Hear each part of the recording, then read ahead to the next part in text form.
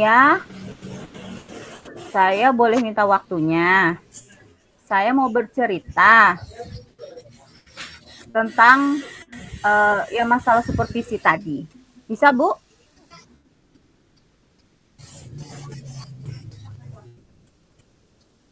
Oh begitu. Ya bisa Bu. Silakan Bu. Apa yang pengen Ibu Nah, ceritakan? begini, Bu. Ya, begini, Bu. Saya tadi baru dapat teguran dari kepala sekolah yang menerima laporan dari pengawas. Pengawas sekolah yang melakukan supervisi saat saya mengajar tadi.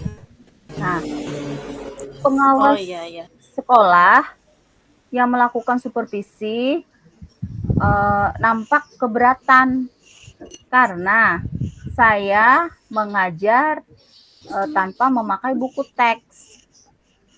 Nah, sedangkan saya memakai berbagai dari sumber belajar yang lain, Bu. Nah, terus ketika pengawas itu Iya ya. menyampaikan kepada saya, terus saya jawab, memang saya tetap mengacu pada kurikulum, walaupun tidak menggunakan buku teks. Tapi kayaknya pengawas itu tersinggung, Bu, dan memberikan laporan itu dan melaporkan kepada kepala sekolah. Gitu, Bu.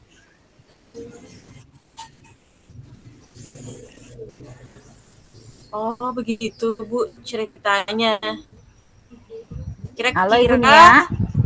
hambatan apa yang menyebabkan Ibu tidak suka menggunakan buku teks Bu?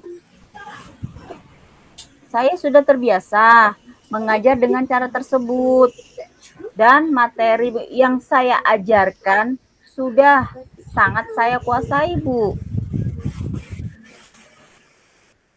Apa kelebihan yang Ibu rasakan saat tidak menggunakan buku teks yang sumber pelajaran yang tadi? Saya merasa lebih bebas, Bu, dalam menyampaikan Sepertinya materi gimana? dan hal yang tersebut. Dan sebagai implementasi dari Merdeka Belajar juga, Bu, seperti itu. Kalau boleh tahu, pada saat mengajar, Ibu menggunakan sumber belajar apa, Bu?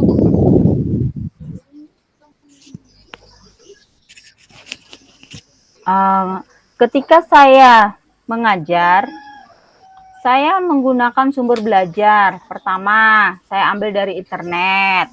Yang kedua, seperti video-video pembelajaran yang saya unggah di YouTube. Dan saya juga mengadakan outdoor. Nah, belajar di luar kelas. Seperti itu, Bu. Lalu menurut Ibu, apakah menggunakan buku teks itu dapat menghambat eksplorasi dari siswa? Hmm, Kalau saya pikir-pikir kembali, penggunaan buku teks tidak akan menghambat eksplorasi dari siswa, Bu, atau murid. Bahkan bisa jadi memperkaya referensi murid dalam mengeksplor materi pembelajaran. Ya, saya setuju dengan Ibu. Semua bisa kita jadikan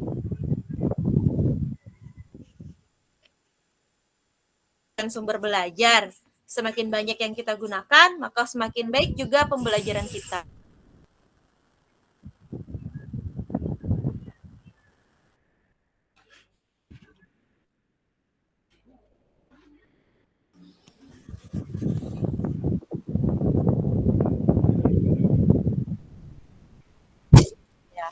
Jadi Bu, sekarang apa rencana Ibu untuk menyelesaikan masalah ini?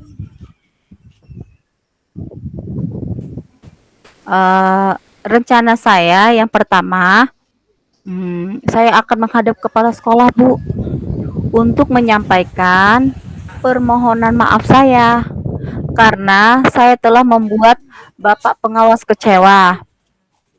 Kalau memang memungkinkan, saya ingin bertemu langsung dengan Bapak pengawas tersebut, supaya masalah ini bisa selesai dan tidak menimbulkan kesalahpahaman yang berkepanjangan, Bu. Ya.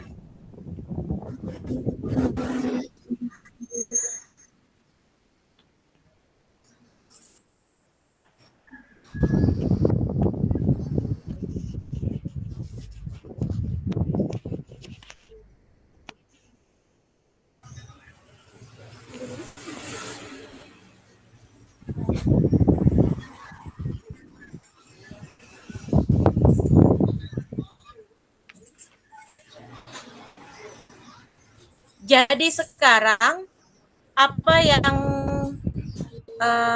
Ibu sampaikan kepada Bapak pengawas?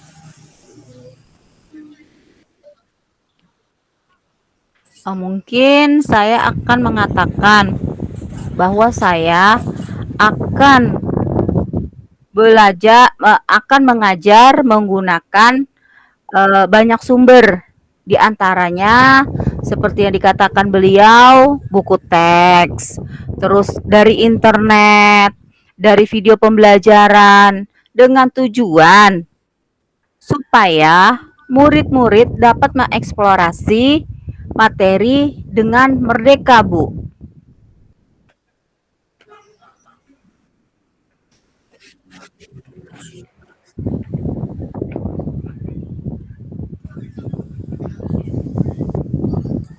Bagus sekali rencana Ibu. Mudah-mudahan berhasil, Bu. Tetap semangat. Amin. Terus, Bu, apa komitmen Ibu terhadap rencana Ibu ini? Mungkin saya berkomitmen untuk selalu membuat rencana pembelajaran yang banyak, yang menggunakan banyak sumber belajar untuk mengeksplorasi materi, sehingga murid-murid yang saya dapat sehingga murid-murid saya dapat menjalankan Merdeka Belajar, dan saya akan membuat murid-murid saya senang dalam kegiatan eksplorasi materi tanpa ada unsur paksaan, Bu. Akan saya serahkan pemilihan sumber belajar pada murid-murid saya. Jadi mereka memilih mau buku teks atau dengan video pembelajaran, atau misalnya dengan saya mengambil di internet atau outdoor. Jadi saya serahkan kembali kepada murid-murid, Bu. Seperti itu.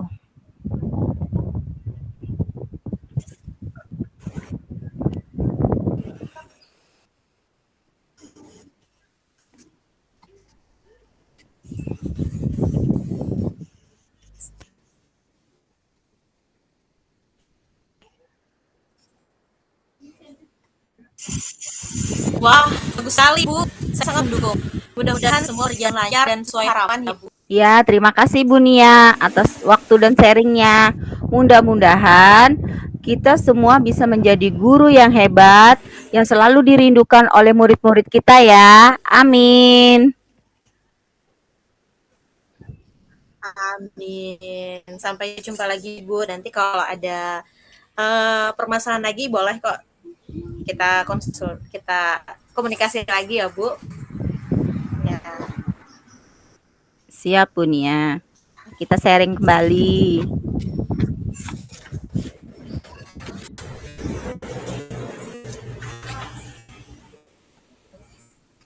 Sama-sama, Bu. Silakan Bu. Nanti di lain waktu kita komunikasi Iya. lagi ya. Siap Bu Nia.